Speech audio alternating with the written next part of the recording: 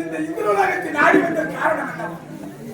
தேவேந்திரா சந்தோஷமாக ஆனந்த நிலையில் இருந்து கொண்டிருக்கிறார். உண்மைதானே? இப்பொழுது உனக்கு ஆபத்து வந்து விட்டது. ஆபத்து ஆபத்து ஆபத்து.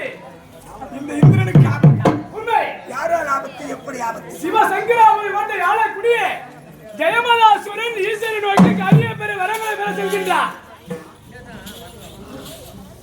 ஈஸ்வரன் கோரி மகத்தான வேள்வியில் ஈடுபட வருகின்றார். உண்மை. அவன் வரம் பெற்றான். அவன் வரம் பெற்று விட்டால் ஈசா தேவலோக வருவான். உன்னை அடிவதண்டமாக அடிப்பான். உன்னை சிறைபிடிப்பான். அரக்கர்கள் தோன்றுவதும் வரத்தை பெறுவதும் அந்த வரத்தை பரிசோதிக்க உண்மை. அப்படி என்றால் அவன் வரம் பெறாமல் இருக்க வேண்டுமானால் அங்கே இருக்கிறாய் அரம்பை ஊர்வசி மேனகை திருமணம் சொல்லக்கூடிய 4 நாட்டிய மாதங்கள் அவனை அழைத்து அவன் வரம் பெறாமல் அவன் தவத்தை கலைக்க வேண்டும். தகுந்த நேரத்தில் சிறந்த உபாயத்தை கூறினீர்கள்.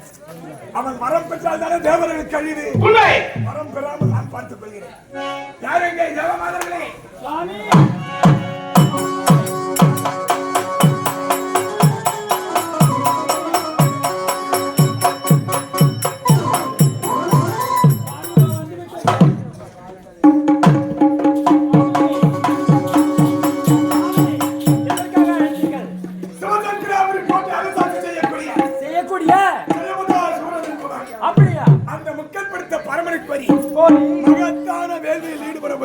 அப்படியா? அவனுடைய வேள்வி வலித்து வரம் பெற்றானா? தேவர்களால் நமக்கு ஆபத்து. ஐயோ சுவாமி என்ன சொல்றீங்க? கூடாது. அவன் வரம் பெறக்கூடாது என்றால் என்ன செய்ய அவன் தவ நிலையை நீங்கள் கெடுக்க வேண்டாம். சுவாமி அவருடைய தவத்தை கெடுக்க வேண்டும் அல்லவா? சுவாமி ஒரு பெண் நினைச்சா வாழ வைக்க முடியும். ஆனா ஆட்டி படிச்சு அழிக்க முடியும். விரலால் வீணையை மீட்கலாம். அதே விரலால் விஷயத்தையும் கடக்க வேண்டியதுதான். மதுவுக்கு மயங்காடுவான். ஆளுக்கு மயங்கிடுவான். மதுவுக்கு மயங்குவான்.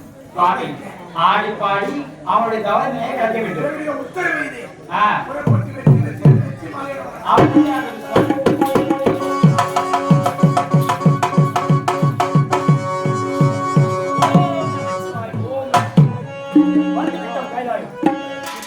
Oh,